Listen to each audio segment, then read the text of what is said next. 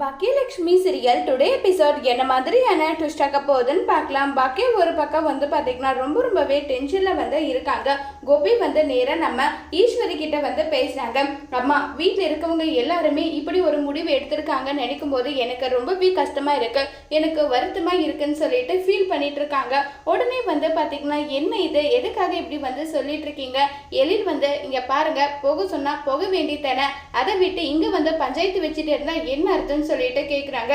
உனக்கு எப்படி உன்னுடைய அம்மா முக்கியமோ அந்த மாதிரி எனக்கு என்னுடைய அம்மா முக்கியம். என்னை இந்த வீட்டுக்கு கூட்டிட்டு வந்தது என்னுடைய அம்மா தான்.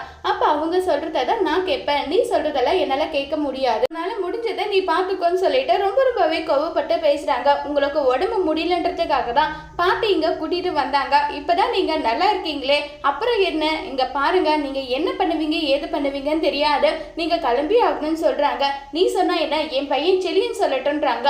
செல்லினும் அதே சொல்றாங்க. எழில் சொல்றானே, எழில் சொல்றதுதான் என்னுடைய முடிவுன்றத உங்ககிட்ட எப்படி என்னால சொல்லாம இருக்க முடியும்னு சொல்லிட்டு இனியா உங்களை பார்க்கவே எனக்கு பிடிக்கல, தயவு செஞ்சு இந்த வீட்டை விட்டு நீங்க போயிடுங்க டேடின்னு சொல்லிட்டு இனியாவும் சொல்றாங்க.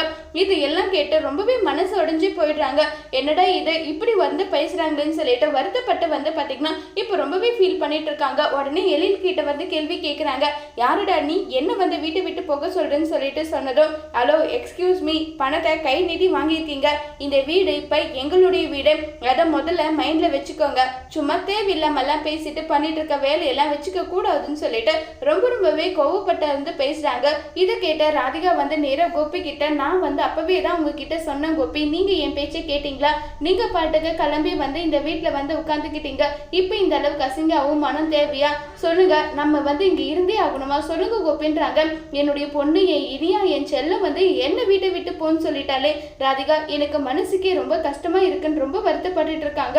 இப்ப ஈஸ்வரி ஒரு பக்கம் கோபியை வீட்டை விட்டு போடான்னு சொல்லிட்டு சொன்னதை நினைச்சு கோபி நினைச்சு ஒரு பக்கம் ஈஸ்வரி வருத்தத்துல இருக்காங்க. இப்ப கோபி என்ன செய்யறதுன்னு தெரியாம ஒரு பக்கம் ரொம்பவே புலம்பலா இருக்காங்க. ராதிகா சொல்றாங்க, எனக்கெல்லாம் தெரியாது கோபி, நீங்க என் கூட வந்துதான் ஆகணும், இங்க இருந்து தேவையில்லாத பிரச்சனையெல்லாம் உங்களுக்கு எதுக்கு, நம்ம போயிடலாம்னு சொல்லிட்டு ரொம்பவே வருத்தப்பட்டு சொல்லிக்கிட்டு இருக்காங்க. இப்ப நம்ம கோபி என்ன செய்ய போறாங்க, வீட்டை விட்டு வெளியேற போறாங்களா இல்லையங்கிறத வரப்போற எபிசோட்ல பார்க்கலாம். தேங்க்யூ.